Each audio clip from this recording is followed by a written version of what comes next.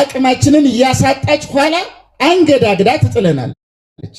ኃጢአትም ልክ እንደዚህ ናት ይላል። መጀመሪያ ስናደርጋት ትጥመናለች፣ ደስ ትለናለች። ጨፍር፣ አመንዝር፣ እንደዚህ አድርግ፣ ዘና ፈካ በል። አሁን ብዙዎቻችን ምን እንለዋለን? ኦርቶዶክሲ በጣም የመጨናነቅ ውስብስብ የመሆን እንዲህ ውጥርጥር ማለት ቴንሽን የመሆን ህይወት እንደሆነ አድርገን እናስባለን።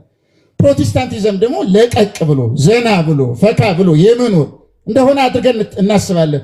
በእርግጥ ቢሆን ኖሮ ጥሩ ነበረ፣ ግን እንደዛ አይደለም።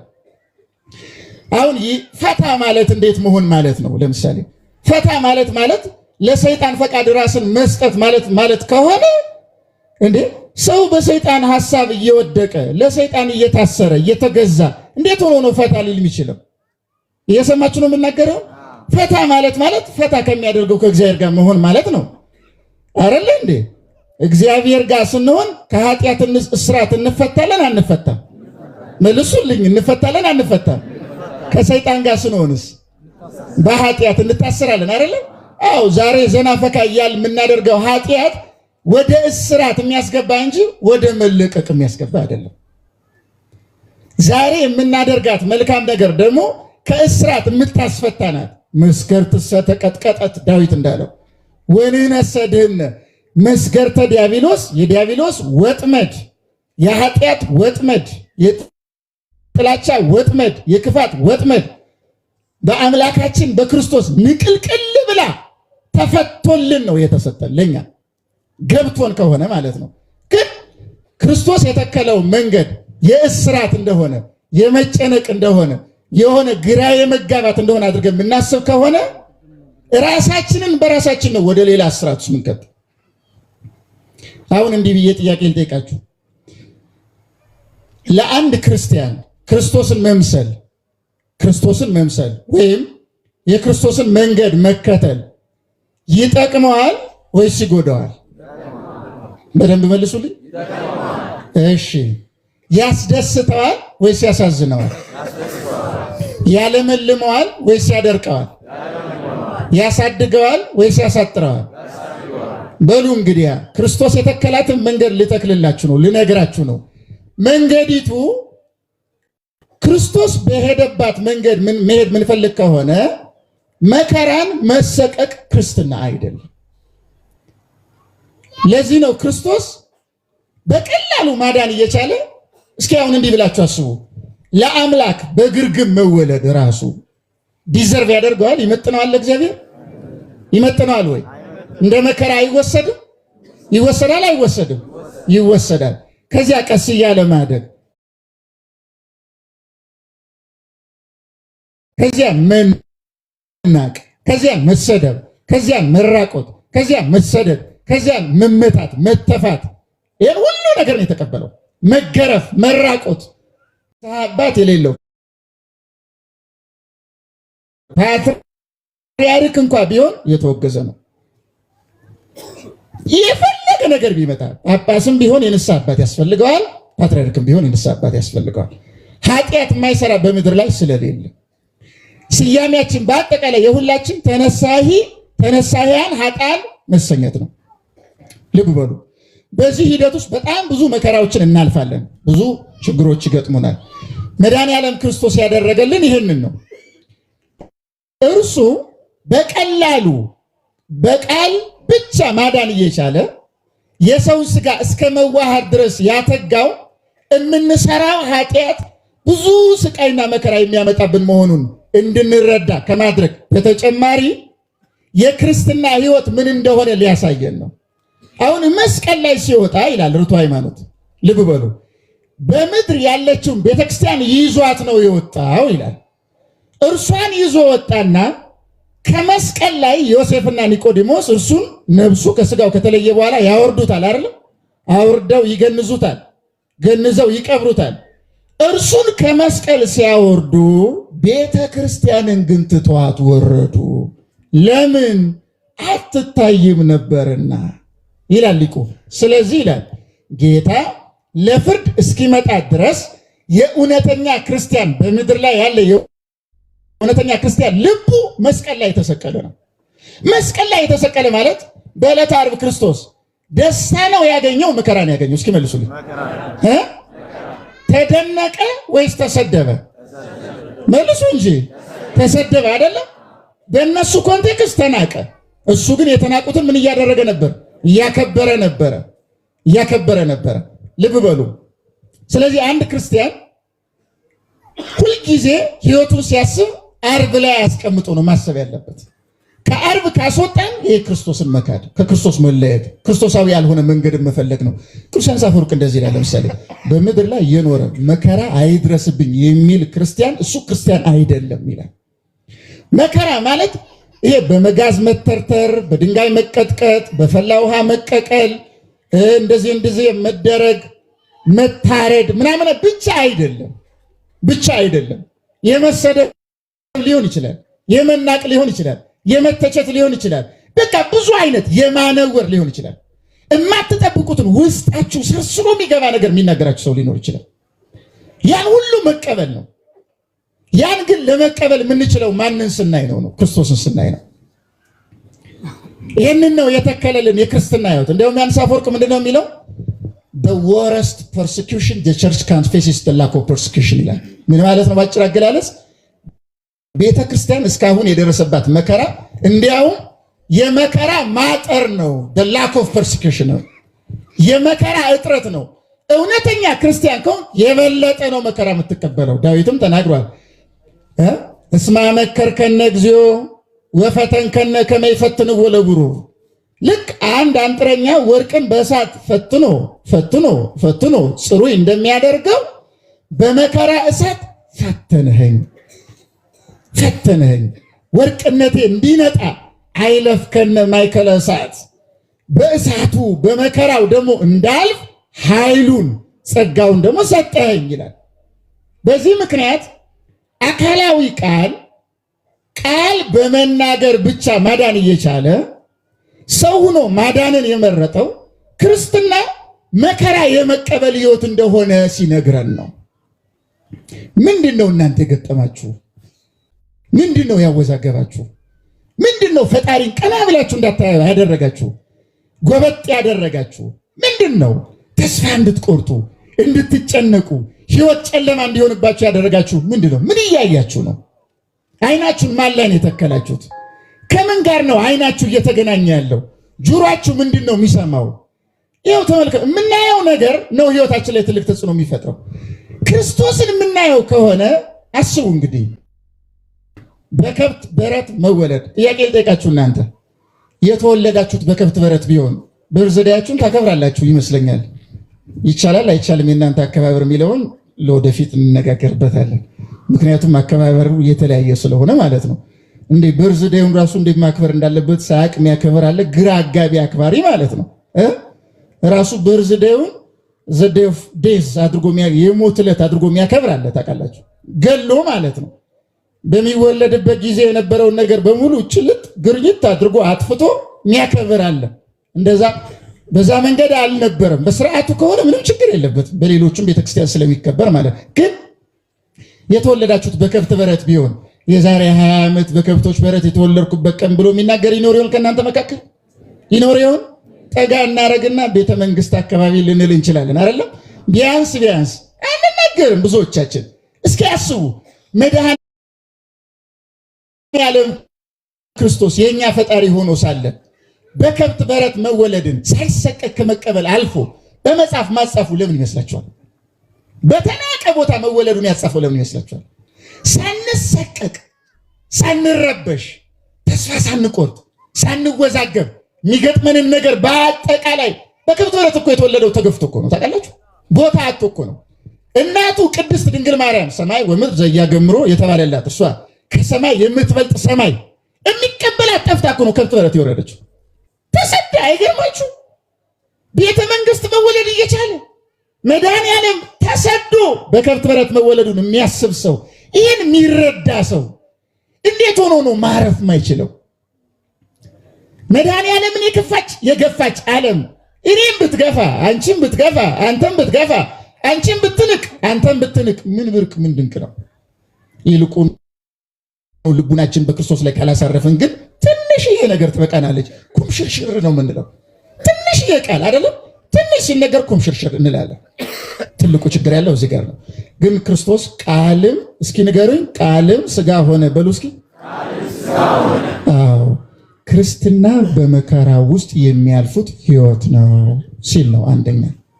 ሁለተኛ ብዙ ሰዓት እንዳልወስድበት ነው አጠር አድርጌ የምናገረው። ሁለተኛ እስኪ ንገሩኝ አሁንም ቃልም ስጋ ሆነ በሉ እስኪ።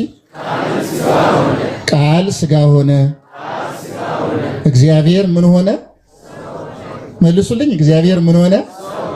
አሁን ጥያቄን ጠይቅ እስኪ። ቃል ስጋ ሆነ በሉ። ስጋ ቃል ሆነ በሉ። ደግሞ ውስጥ በሉ ስጋ ማን ነው? ስጋ ማን ነው? ቃል ማን ነው?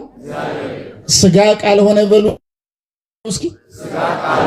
ለስጋ ለሰው እግዚአብሔርን መሆን ይቻለዋል አይቻለውም?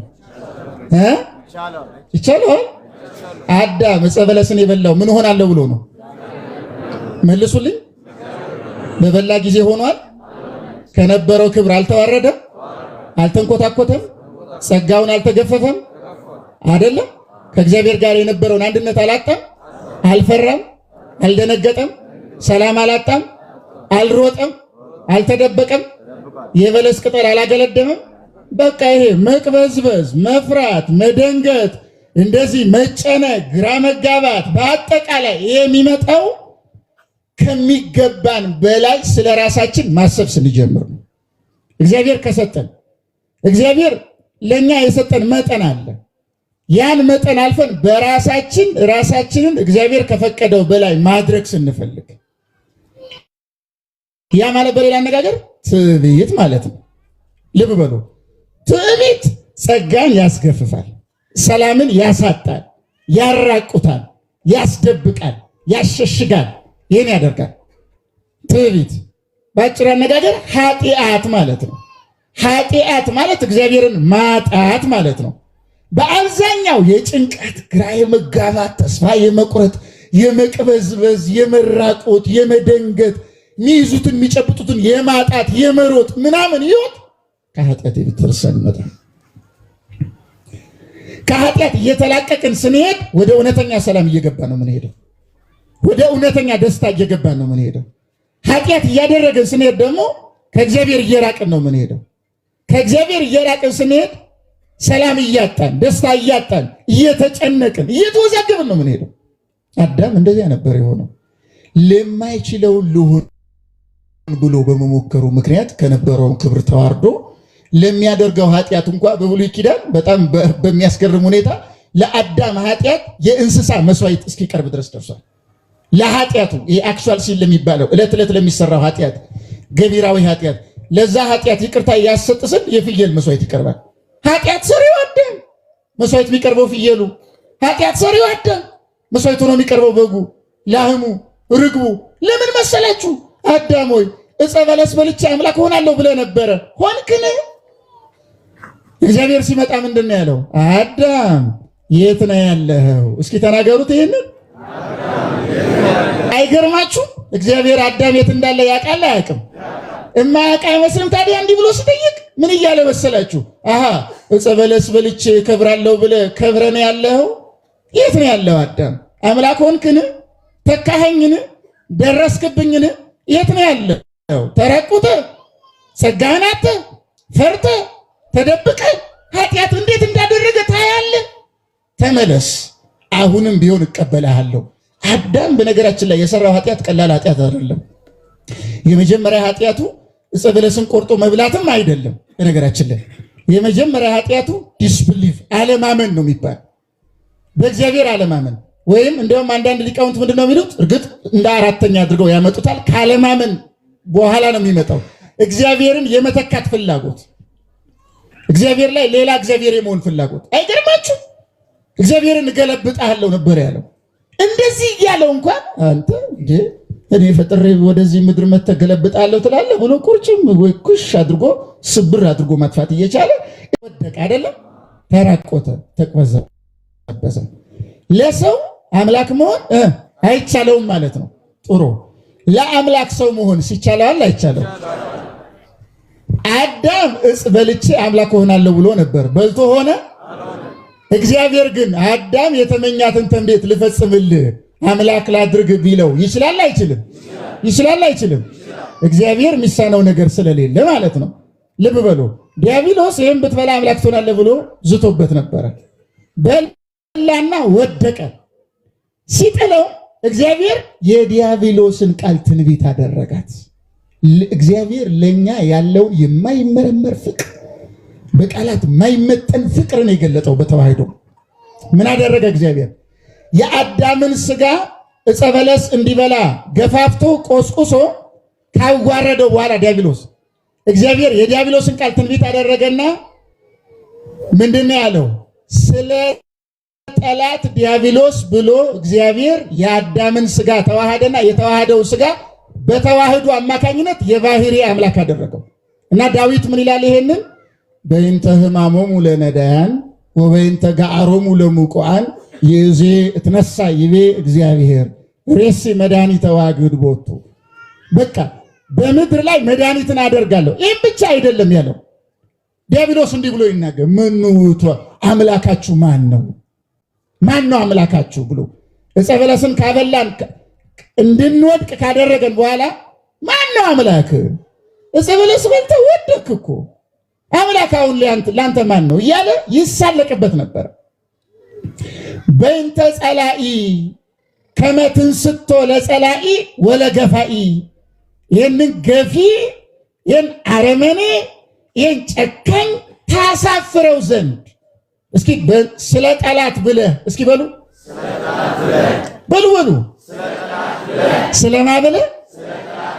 አይገርማችሁም? እግዚአብሔር ስለ ሰይጣን እንኳን ብሎ ስለ ጠላት ብሎ ጠላት ስላሴረብን ሴራ ብሎ እግዚአብሔር ምን ያህል ሊምረን ዝግጁ እንደሆነ ታውቃላችሁ? በእንተ ጸላኢ እማፈ ደቂቅ ወሕፃናት አስተዳሎ ከስባተ፣ ከሚጠቡት አንደበት ምስጋናን አዘጋጀ። ለምን? በእንተ ጸላኢ ስለ ጠላት ብለህ ከመ ትንስቶ ለጸላኢ ወለገፋኢ፣ ይህንን ጠላት ታሳፍረው ዘንድ ትሽረው ዘንድ ትደመስሰው ዘንድ ለእግዚአብሔር ምስጋና አይቅረብ ብሎ በከለከለ ጊዜ ማመስገን የማይችሉ ግዕዛን ገና አፋቸው ያልተከፈተላቸውን ሕፃናት እንዲያመሰግኑ አድርገህ ጠላትን አሳፈርከው። ዛሬ ደግሞ ይሄን ብትበላ አምላክ ትሆናለህ ብሎ አዳምን ያሳተውን ዲያብሎስን ልታሳፍረው ለሰው በራሱ አምላክ መሆን ስለማይቻለው ዲያብሎስ ደግሞ በዚህ ቃል አታለው ስለጣለው እኔ እግዚአብሔር ሁሉን ቻይ ስለሆንኩ ቃል እኔ ስጋ እሆንና ስጋን ቃል አደርገዋለሁ በተዋህዶ የአዳምን ሐሳብ እፈጽምለታለሁ። አሁን እንዲህ ብላችሁ ንገሩኝ። ቃል ስጋ ሲሆን እስኪ በሉ ስጋ ቃል ሆነ። በሌላ አነጋገር እግዚአብሔር ሰው ሲሆን ሰው እግዚአብሔርን ሆነ። ይሄ አገላለጽ ዝም ብላችሁ ሊትራሊ አትውሰዱት። ተለውጦ ማለት አይደለም። እግዚአብሔር ይለወጣል አይለወጥም? እኔ እግዚአብሔር አልለወጥም ብሏል አላለም? ብሏል አላለም? ብሏል። እግዚአብሔር አይለወጥም። መለዋወጥ ለሰው እንጂ ለእግዚአብሔር አይስማማውም። እግዚአብሔር ሰው የሆነው ተለውጦ ነው? ተለውጦ ነው ወይ? አይደለም። ሳይለወጥ ባህሪውን ሳይለቅ የሰውን ስጋ ተዋሃደና ተዋህዶ ቃልን ስጋን የባህሪ አምላክ እንዲሆን ያደርገዋል።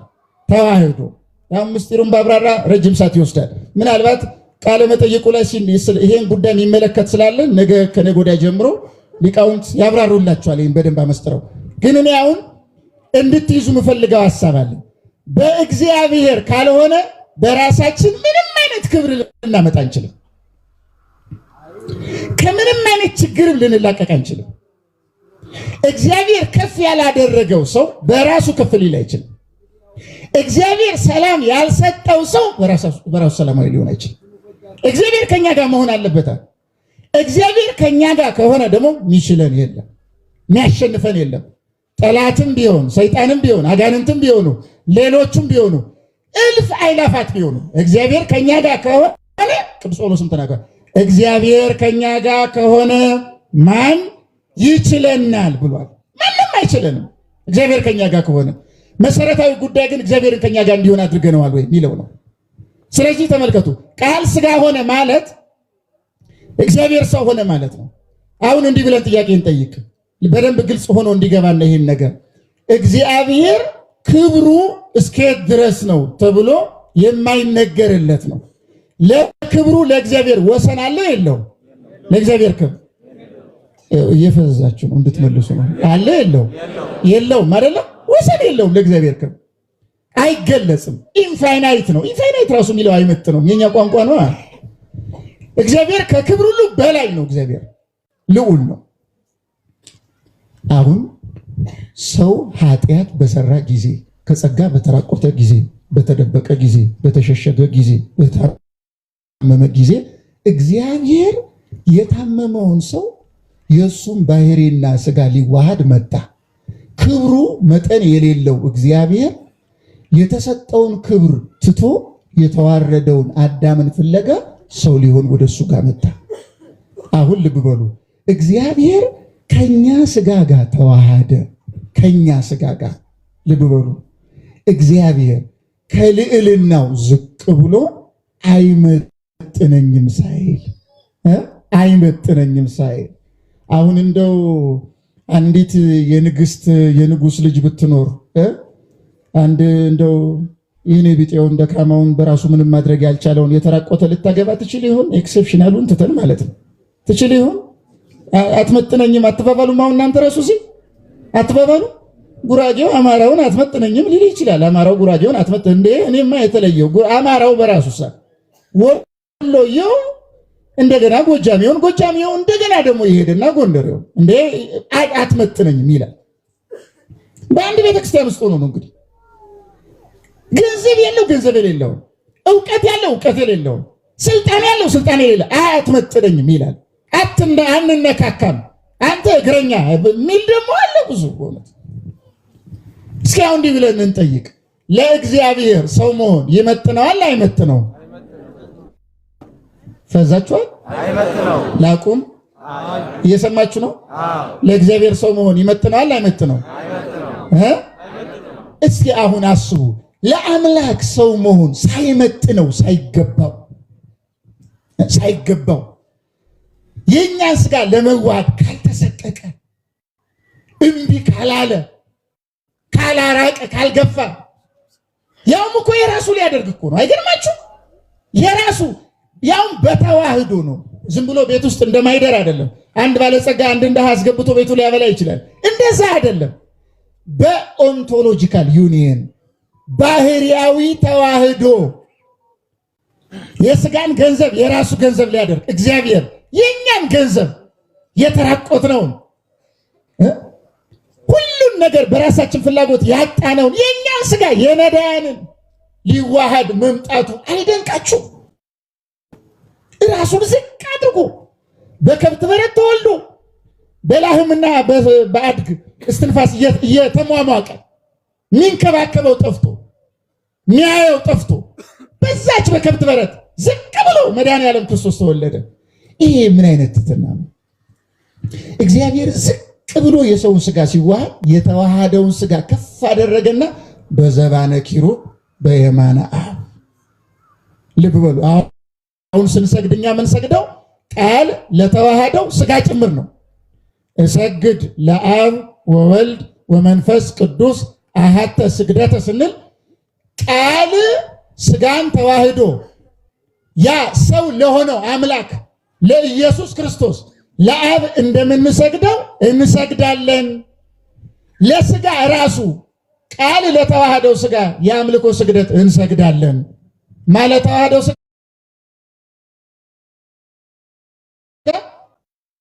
ቃል ለተዋህደው ሥጋ በተዋህዶ ምስጢር አምላክ ለሆነው ለዚያ ሥጋ የአምልኮ ከአብና ከመንፈስ ቅዱስ ጋር እሩይ ነው አንድ ነው ብለን የአምልኮ ስግደት እንሰግዳለን። አይገርማችሁም? ነዳይ የነበረው ሥጋ እኛ በእርሱ ድህነት ባለጸጎች እንሆን ዘንድ ባለጸጋው እርሱ ስለኛ ምን ሆነ ነው ያለ ቅዱስ ጳውሎስ። ድሃ ሆነ፣ ዝቅ አለ። እግዚአብሔር የእኛን ሥጋ አይመጥነኝም ሳይል ገንዘቡ ካደረገ ከኛ መካከል ራሱን ከፍ አድርጎ አይመጥነኝም አትመጥነኝም ልንባባል ይገባን ነበር? እንደዚህ ልንባባል በፍጹም አይገባንም ነበር። አንድ ሰው ክርስቶስን ካላየ ራሱ እንዴት ዝቅ ሊያደርግ ይችላል? ክርስቶስን ያላየ ሰው እንዴት ትሕትናን ገንዘብ ሊያደርግ ይችላል? እንዴት? በየት በኩል? ትሕትናስ የሌለው ሰው እንዴት ልዕልናን ገንዘብ ሊያደርግ ይችላል? የመረዳትን ልዕልና፣ የጸጋን ልዕልና፣ ምስጢራተ እግዚአብሔርን የማወቅን ደስታ፣ እግዚአብሔርን የማጣጣምን እንዴት ሆኖ ሊያገኝ? ሕሊናችን እኮ የተዘጋው በትዕቢት ምክንያት። ስለ ራሳችን የምናስበው በጣም በተጋነነው ቅዱሳን ታውቃላችሁ ከልባቸው። እስኪ አሁን እናንተን አንድ ጥያቄ ልጠይቃችሁ። እንደምን አላችሁ? እንደምን አመሻችሁ?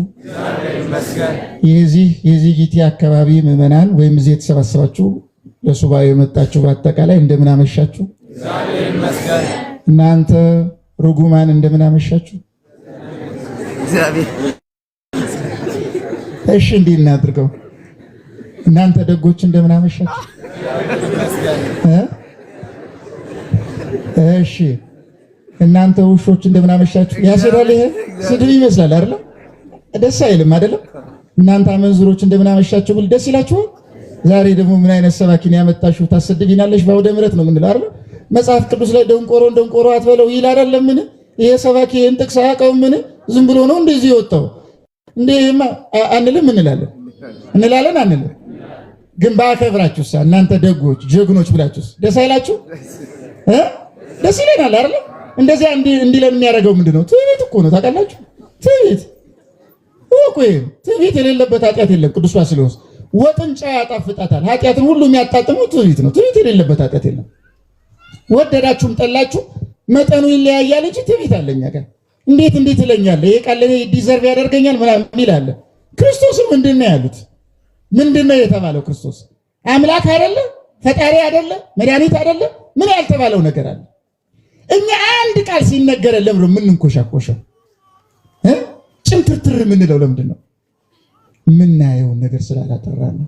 ነገረ ክርስቶስ ቢገባን ትሕትና ምን እንደሆነ ይገባናል። ለዚህ ነው አሁን ቅዱሳን አሃው እንዲህ ተሰብስበው ምግብ እየበሉ እያለ አንድ አባት ብድግ አለና አንደኛውን አባት ከመካከል በጉባኤ ነው እንጂ አንተ ውሻ ውጣ ሂድ አለው።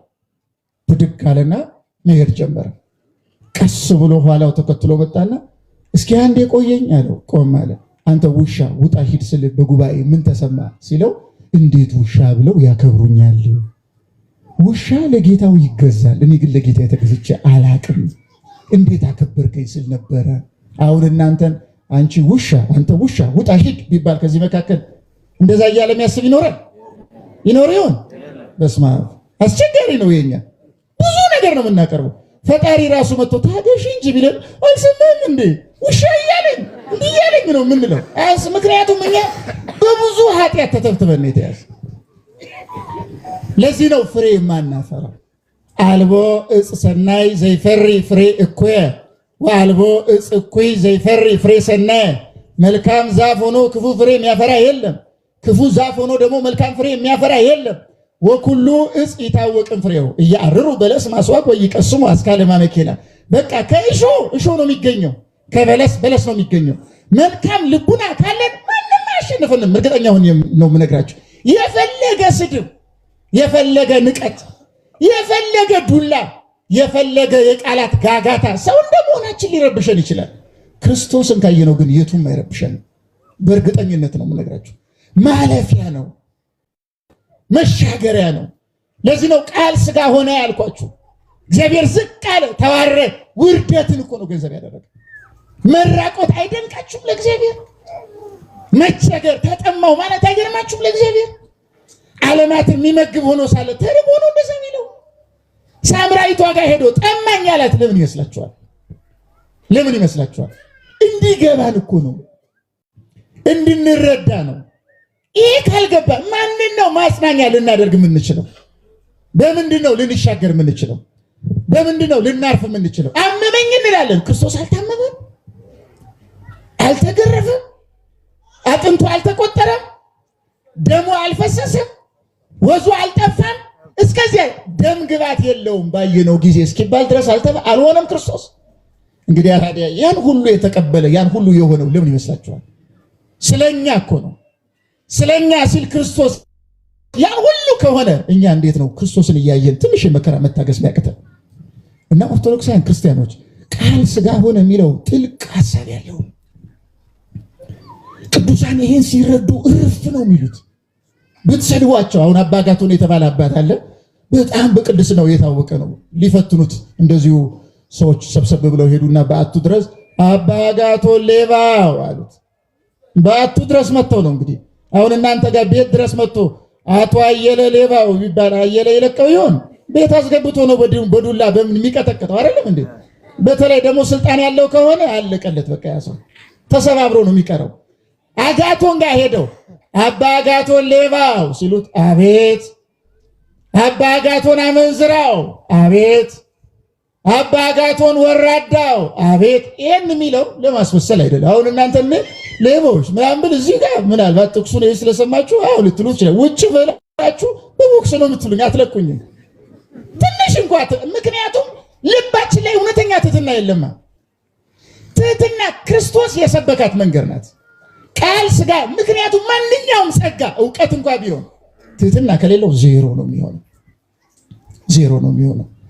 ራሱ ዝቅ የሚያደርግ ሰው ትህትና ማለት ለምሳሌ አሁን የሚያመነዝር ሰው ቢኖር አሁን እናንተ ራሳችሁን ኮምፔር ታደርጋላችሁ። አንዳንድ ጊዜ ኮምፔር እናደርግ ሰይጣን ራሱ በጣም አደገኛ ስለሆነ ኮምፓሪዝን ውስጥ ይከተናል። አሁን እንደው ከዚህ ዘመን ቄስ ነው ያልሻለው ቢሆን ሚል አይኖርም። እዚህ ያው ትሻል ነበረ እስካሁን ተሽለ እንኳን ቢሆን ይሄን ባልክበት ጊዜ ወጣል። እርግጠኛ ሆኜ ነው የምናገረው ይሄንን። ምክንያቱም በቃ ትዕቢት የበቀለበትን ልቡና ማለት አይገባም። ተገቢ ስራ የማያደርጉ ቄሶች ሊኖሩ ይችላሉ፣ ጳጳሳት ሊኖሩ ይችላሉ። እግዚአብሔር ይቀጣቸዋል፣ እኛም እንጸልይላቸዋለን። ግን እንኳን ከቄስ ከጳጳስ ቀርቶ ከአንድ አመንዝራ እድሜ ልክ ሲያመነዝር ከነበረ ሰው እሻላለሁ ማለት ማንም አይችልም። ማንም ቅዱሳን ለዚህ ነው ለምሳሌ ባስልዮስ የሚጸልየው ጸሎት እንደዚህ ይላል። ለምሳሌ ከሴት ጋር ምንጣፍ ላይ አልተኛውም ድንግል ግን አይደለሁም ይላል። እየሰማችሁ ነው? አሁን እኛ ከሴት ጋር ምንጣፍ ላይ አልተኛውም ድንግል ግን አይደለሁም የሚል ይኖር ይሆን ከኛ መካከል? እንደው አንድ ጊዜ አቀፍ አድርጌው ነበር ተክሊል ማግባት ይቻል ይሆን? ጉንጩና የሳምኩ ተክሊል ማግባት የኛ ጥያቄ ገና ግራ የገባው ለራሳችን ራሳችን ግራ ነው የምናጋባው። ለምን ንጹህ ልቡና የተሰበረ ልቡና የለንም በአብዛኛው። የሚጠፋው ደግሞ ትህትና ሳይኖረን ሲቀር ነው። መከራን እንድንታገስ የሚያደርገን እንድንወጣ የሚያደርገን የሚያጸናን ኩሉ ከዘ የሰምዕ ዘንተ ቃልየ ወይገብሮ ይመስል ብእሴ ጠቢበ። ቃሌን ሰምቶ የሚያደርገው ሰው ቢኖር ቤቱን በአለት ላይ የሰራን ጠቢብን ሰው ይመስል ብእሴ ጠቢበ። ዘሐነጸ ቤቶ ዲበ ኮክ።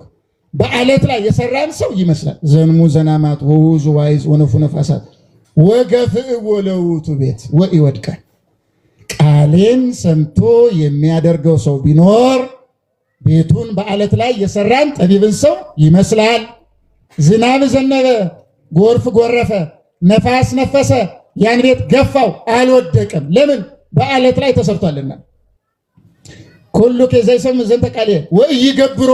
ማያደርገው ቢኖርሳ ወንጌል ሰምቶ ትርጓሜ ሰምቶ ርቃቄ ዜማውን ምኑን ማይሌቱን ሰዓታቱን ሰምቶ ማያደርገው ሰው ቢኖርሳ ይመስል ብእሴ አብደ። እብድ በሉት በቃ ሰነፍ ማለት ነው፣ እብድ እንደማለት ነው። እብድ ሰውን ይመስላል። ዝናብ ጎርፍ ነፋስ በመጣ ጊዜ ይንኮሻኮሻል፣ ይወድቃል። እምንወድቀው ትህትና የሌለው ልቡና ስላለን ትንሽ ፈተና የሚረብሸን ልባችን በትህትና ከተመላ ግን በፍጹም የትኛውን መከራ እንቋቋማለን። ልብ በሉ በመጽሐፍ ቅዱስ አልዓዛር የሚባል አንድ ሰውና እግዚአብሔር ስሙን እንዲጻፍ ያልፈቀደለት አንድ ባለጸጋ ሰውዬ ነበሩ። እያደመጣችሁ ነው የምናገረው። አልዓዛር የሚባለው ሰው ልብ በሉ መጽሐፍ ቅዱስ የሚናገረው ድሃ ነበረ ይላል። ድሃ ነበረ። አሁን እኛ ሳይንስ ያስተማረን ነገር አለ። the basic things of human being የሚባሉ ሶስት ነገሮች አሉ አይደል? በጣም መሰረታዊ የሚባሉ ምን ናቸው? እስኪ ንገሩ። ምግብ፣ ልብስ፣ መጠለያ አይደል? ዓለም ላይ ጦርነትን የሚያሳውጀው የሚያጠላላንና የሚያገዳድለን ቤዚካሊ እነዚህ ነገሮች ናቸው። ይህን አንዳንድ ጊዜ አግኝተን እንኳን በጣም ግሪዲዎች እንሆናለን፣ እንስገበግባለን እና ካለም በላይ እና ቅዱስ ባስልዮስ ገዶት አንድ መጽሐፍ ጽፏል። ኦን ፌርነስ ሚል በእንተ ፍትህ። በዓለም ላይ ያሉ ጦርነቶች፣ ረሃቦች፣ ሰቆቃዎች፣ ችግሮች፣ ግድያዎች፣ ዝርፊያዎች ምናምን በአጠቃላይ ምክንያቶቹ እያንዳንዳችን ነን ነው የሚለው። እኔ ለራሴ ፍትሃዊ ባለመሆኔ ምክንያት ነው በዓለም ላይ ጦርነት የሚመጣው ረብሽና ምናምን የሚመጣው። እኔ ለራሴ ፍትሃዊ በሆን ኖሮ ያ አይሆንም ነበር ብሎ የሚያብራራዋል። አልዓዛር ልብ በሉ፣ ቤት የለውም፣ ልብስ የለውም፣ ምግብ የለውም፣ 3 ቤዚክ ነገር የለውም። እንቀጥል፣ ጤና የለውም። 4 እንቀጥል፣ እንደገና ወገን ዘመድ አለው ተብሎ አልተጻፈም። ልብ በሉ እንግዲህ ወገን ዘመድ፣ እናት አባት፣ እህት ወንድም፣ ልጅ ሚስት አለው ተብሎ አልተጻፈም። ብቻውን ነው የነበረው ደግሞ በባለጸጋ ሰውዬ ቤት በር ላይ ተጥሎ ነው። እያደመጣችሁ አይደለም? በር ላይ ተጥሎ፣ እዚያ በር ላይ ተጥሎ ጥያቄው አንድ ነገር ብቻ ነው። እግዚአብሔር ቤት አልሰጠኝ፣ ምግብም አልሰጠኝ፣ እንደገና ልብስም አልሰጠኝ፣ ይሄን ሁሉ ከለከልከኝ፣ እንደገና ጤናም አልሰጠኝ፣ እንደገና ደግሞ በዚያ ላይ የሚረዳኝ። ቢያንስ እኮ ሰው ሲያመው የሚያጽናናው ሰው ይፈልጋል አይፈልግም? ይፈልጋል። ሃይዞ የሚለው ይፈልጋል። አልዓዛርን ሃይዞ የሚሉት አልተጻፈም። የሉም፣ ቢኖሩ ኖሮ ይጻፉ ነበር። ያ ሁሉ ሆኖ ግን አይምሮ አልተንኮሻኮሽም። እንዴት እግዚአብሔር ፍትሃዊ ነውን? ያዳላል። ይህን ባለጸጋ እንዲህ አንደላቆ እያኖረ በከበረ ቤት ጋሻ ጃግሬዎችን ሰጥቶ እያኖረ ለምንድን ነው እኔን ይሄን ያህል መከራ እንድቀበል የሚያደርገኝ? ለምን እግዚአብሔር ለዚያ የሚያስፈልገውን እየሰጠለን ለምን አልሰጥ? ምን አድርጌ ነው ብሎ አልተንኮሻኮሽም። ጸሎቱ አንድ ናት። ከባለጸጋው ሰውዬ የሚተርፈውን ትርፍራፊ ይበላ ዘንድ ይመኛል፣ ያቺ የተመኛትንም ያጣል። ባለጸጋው አልዓዛርን ምን ይለዋል? ይህንን ቆሻሻ ከዚህ ጋር አንሱትና ወደዚያ ጣሉት ይላል። እየሰማችሁ ነው አይደለም? ማብላት እየቻለ ማልበስ እየቻለ እንደዚህ ይላል። አልዓዛር ዞር ብሎ ጌታ ሆይ ምግብ አልሰጠኝ፣ ልብስ አልሰጠኝ፣ ቤት አልሰጠኝ፣ ጤና አልሰጠኝ፣ ወገን ዘመድ አልሰጠኝ፣ ደግሞ ይልቁኑ በዚህ ንፉግ አረመኔ ባለጸጋ ሰው ቤት በር ላይ አስቀምጠ ረሃብተኛውን እኔን ያማረ ምግብ በዓይኖቼ እያየው እየጎመጀው ምራቄን እየዋጥኩኝ ትርፍራፊ ውዳቂውን ተመኝቼ አልሰጥ እያለ እንዲህ ሲጨክንብኝ እያየ ምን ባደርግ ነው እንዲህ የጨክንክብኝ? አያሰኝም? ስናስበው ምን ባደርግ? ምግብ እያሳየ እርቦኝ እንደሆነ እያወቅ አላለውም እግዚአብሔርን። በቃ ልቡ የተዘጋ በፍጹም ሰላም ውስጥ ያለ ነው። በፍጹም ግደለው፣ ቅሰፈው፣ አጥፋው፣ ይህን አረመኔ እንዲያርገው ደምስሰው አላለም። ዝም ነው ያለው። ለምን? ልቡ ላይ እግዚአብሔር ስለሰለጠነበት ነው። ልቡ ላይ እግዚአብሔር ስለተተከለበት ነው። ሰላማዊ ነበረ። ባለጸጋው ግን ረብሽ ላይ ነበረ። አይቀርምና ሞት መጣ። እንግዲህ ሁሉን አንድ የሚያደርገው ሞት አይደለም ነው አይደለም? አው ዛሬ ጉራጌ አማራ ምናምን ብንል አይቀርልም። ስትሞት እዛ ሲኦል መሬት ውስጥ ገብተህ ጉራጌ ትሆንን? እቺ አፈር እኔ ጉራጌ አፈር ነኝ የምትል ትኖር ይሆን? የወላይታ ነኝ የምትል ትኖር ይሆን? ስንገባ እኮ እንደዛ የለም። አንድ ነን ሁላችን። ያለንም የአንዱ የእግዚአብሔር መልክ ነው። የአንዱ የእግዚአብሔር መልክ ነው። ክርስቶስም ያን አንድነት ነው የሰጠን። ታዲያ አልዓዛር በዚያ ሁሉ መከራ ውስጥ ሆኖ በእግዚአብሔር ላይ አላጉረመረመም። በትህትና ራሱ ዝቅ አድርጎ በቃ ትርፍራፊው ነው የሚገባኝ ብሎ ያስባል። ያንም ያጣል። እንዴት አጣለው ብሎ ማያጉረመር ዝም የሞት ቀን ይመጣል። አልዓዛር ይሞታል። ከሞተ በኋላ መጽሐፋችን ይላል አልዓዛርንም የእግዚአብሔር መላእክት ወደ አብርሃም እቅፍ ወሰዱት። እስኪ ተናገሩ፣ ወደ ማን ወሰዱት? ባለጸጋው ሞተ ይልና ተቀበረ። አጋንንትም መጥተው ወደ ሲኦል ወሰዱት። እየሰማችሁ ነው አይደለም? እግዚአብሔር ደግሞ ፍትሃዊ ስለሆነ ምን አደረገ መሰላችሁ? ከሞት በኋላ ያላቸውን ሕይወት እንዲያዩ አደረገ። እንዴት ያዩ ማለት ነው። ከዛ ባለጸጋው ቀና ሲል በፊት ዝቅ ብሎ የሚያየውን ያን አልዓዛርን ቀና ብሎ ማየት ጀመረ። ቀና ሲል አልዓዛር በአብርሃም እቅፍ በክብር በግርማ በሞገሱ ነው። ይሄ ባለጸጋው ደግሞ ተዋርዶ በእሳት በመከራ ሆኖ ከዛ ምን አለ? እባክህ አብርሃም አባት ሆይ ይህን አልዓዛርን ላከውና ትንሽዬ ውሃ ጠብ ያድርግልኝ፣ የሲኦል እሳቷ እጅግ በጣም ጸንታብኛለችና አለ። ይኸው ሲኦል ገብቶ ማንን አወቀ? አብርሃምን። እየሰማችሁ ነው? አንዳንድ ሰዎች በምድር ላይ ሲቅበዘበዙ ኖረው ከሞቱ በኋላ ቅዱሳንን ማወቅ ይጀምራሉ። ምልጃ ራሱ የሚጠይቁ እዛው ሲሆን አብርሃም ምን አለው? በእኛና በእናንተ መካከል ጥልቅ ገደል አለ። ማንም ከኛ ወደ እናንተ ከእናንተ ወደኛ መምጣት አይቻለው። አንተ በምድር ላይ ስትኖር ተደስተህ ኖረሃል። በዚህ መከራ ልትቀበል ይገባል። እርሱ ደግሞ በምድር ላይ መከራ ተቀብሏል። እዚህ ሊደሰት ይገባዋል አለ። አሁን አንድ ሊቅ በትርጓሜ የተናገረው ልንገራችሁ። አልዓዛርን እሷ ይሄ ባለጸጋው ሰውዬ ሲኦል ሆኖ ምን ብሎ ነው የጠየቀው መሰላችሁ? ትንሽ የውሃ ጠብ ያድርግልኝ። እስኪ ተናገሩት። አሁን በዚያ ውሃ ያለ አይመስልም? ይመስላል። እና ሊቁ ምን አለ? ውሃ ያለው እሳቱ ቢያቃጥለው የአልዓዛር እግር ላይ የሚወጣውን መግል ከቁስል የሚወጣው መግል ብጠጣውና የሲኦል መከራ ቢቀርልኝ ብሎ እና ሊቁ ምን ይላል? የሲኦል መከራ ከአካል የሚወጣውን መግል እስክታስመኝ ድረስ አስጨናቂ ናት። በጣም አስጨናቂ። በትዕቢት ለሚኖሩት ለባለጸጋው አይነት ልባቸው ርኅራኄ ለሌላቸው በፍጹም እግዚአብሔርን ለማያስቡ በኃጢአት ልቡናቸው ለቆሸሸባቸው ሰዎች ለነዚህ እጅግ በጣም አሰቃቂ ነው። እየሰማችሁ ነው የምናገረው? በጣም አሰቃቂ ነው። አልዓዛርን ግን አንድ ጥያቄ ልጠይቃችሁ። ባለጸጋው ነው ባለጸጋ? አልዓዛር ነው ባለጸጋ? አልሰማችሁ? አውቃችሁ አይደለም? አሁን እግዚአብሔር መጥቶ አልዓዛርን ብትሆን ይሻላችኋል? ያን ባለጸጋ ብትሉ ቢላችሁ ምን ብትሉ ይመስላችኋል? ተው እግዚአብሔር ሆይ እንደው አንተ ደግሞ ልቤን ታውቀዋለህ። ይሄን ባለጸጋ ሆኜ በዚያው አልዓዛርን በሆነ አይሻልም አትሉም? ይሆን እናንተ አንልም? እኛ ብልጦች እኮ ነን፣ ቆቆች አይደለንም? በጣም የሚገባን ማለት አይደለም? ብልጥ ብንሆን ጥሩ ነበር ሆነን ይመስለናል እንጂ። ግን ተመልከቱ፣ ያ ሁሉ የሚመነጨው ልባችን ለእግዚአብሔር ባለመከፈቱ። ቃልም ሥጋ ሆነ ማለት ትህትና፣ ራስን ዝቅ ማድረግ። በፍጹም ትህትና ውስጥ ሆነን የምንኖር ከሆነ ብዙ ፍሬ ነው የምናፈራው። እንረጋጋለን። የሚያንኮሻኩሸን ነገር አይኖርም። የሚረብሸን ከእግዚአብሔር የሚለየን ነገር አይኖርም። ትህትና ፍጹም ጸጋ የምታስገኝናት። ትህትና ያለው ሰው ስድብን ይሸከማል። ክርስቶስን ነው የሚያየው። እኛ እኮ ስድብ ብንሸከም ዋጋ እናገኛለን። ሰው እንደመሆናችን ይሰማናል። አይሰማችሁ እያልኩ አይደለም። ሰብዕናችሁ ይጥፋ እያልኩ አይደለም። ግን መታገስ ሳይሰቀቁ ለመቀበል መጣር ያስፈልገናል። አትዘማነኑ። ራሳችሁን በጣም ፔኪላር ለማድረግ አትሞክሩ። እኔ ዶክተር ነኝ ፕሮፌሰር ነኝ አትበሉ። ወዳጅ አንድ የእግዚአብሔር መልክ ነው ያለ። ፕሮፌሰር ስትሆን የተለየ መልክ አትይዝም። ዶክተር ስትሆን የተለየ መልክ አትይዝም። ያው አንድ የእግዚአብሔር መልክ ነው ያለ። ያንን የእግዚአብሔርን መልክ ብንጠብቀው ነው የሚሻለን። እየሰማችሁ ነው? ዝናብ